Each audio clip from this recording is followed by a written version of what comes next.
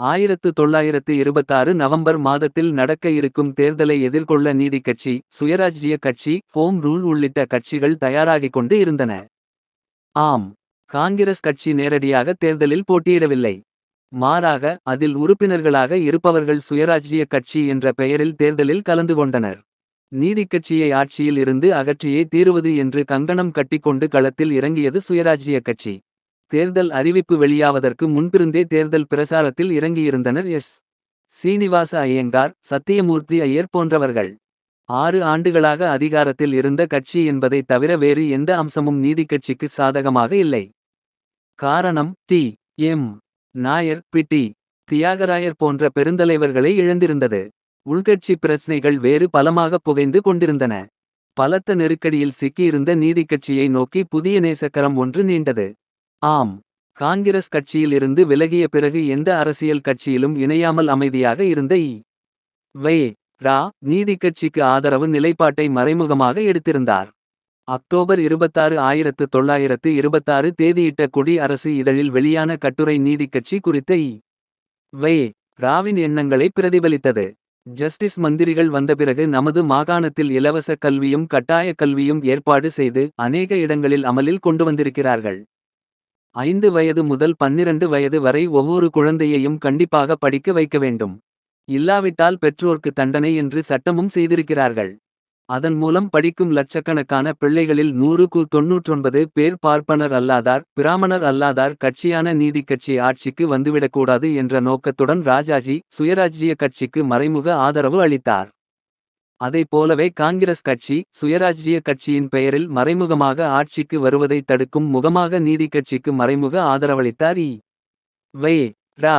அவர் விடுத்த அறிக்கையில், நல்ல திறமை உடையவர்கள், பார்ப்பனர் அல்லாதார், நன்மைக்கு பாடுபடுபவர்கள், தன்னலமின்றி பொதுநலத்துக்கு உழைக்கும் உண்மை கருத்துடையவர்கள், இவர்கள் சட்டசபைக்கு செல்லும் தகுதியுடையவர்கள்.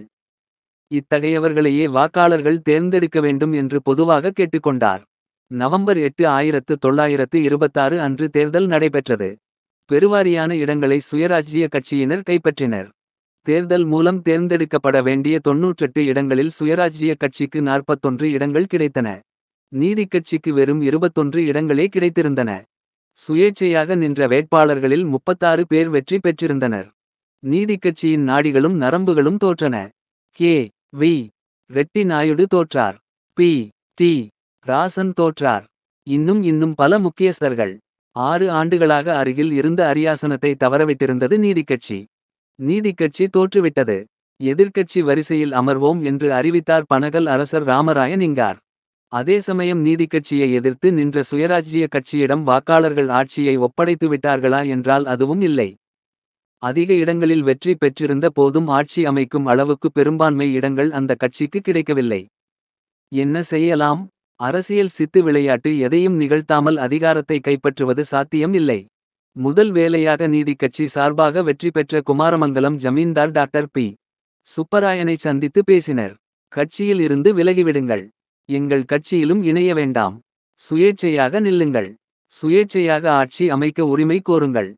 உங்களுக்கு நாங்கள் ஆதரவு தருகிறோம். நீங்கள்தான் முதல் அமைச்சர். இந்த இடத்தில் இன்னொரு முக்கிய விஷயத்தை நினைவுபடுத்திக் கொள்வோம். காங்கிரஸ் கட்சியில் இருந்து பிரிந்து சுயராஜ்ய கட்சி என்ற தனிக்குடித்தனத்தை ஆரம்பித்தபோது அதன் தலைவர்கள் என்ன சொன்னார்கள்? தேர்தலில் போட்டியிடுவோம். வெற்றி பெற்றால் சட்டமன்றத்துக்குள் நுழைவோம். ஆட்சி அமைக்க மாட்டோம். அமையும் ஆட்சிக்கு முட்டுக்கட்டை போடுவோம்.